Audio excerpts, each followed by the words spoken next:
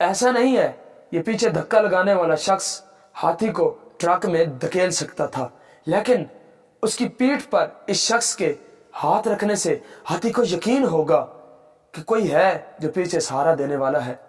اس سے وہ اپنے آپ کو ٹرک کی طرف آسانی سے کھینچ لے گا۔ بات صرف اتنی سی ہے، یہ ایک سمپل اور سادہ سا عمل ہے حوصلہ افزائی کا۔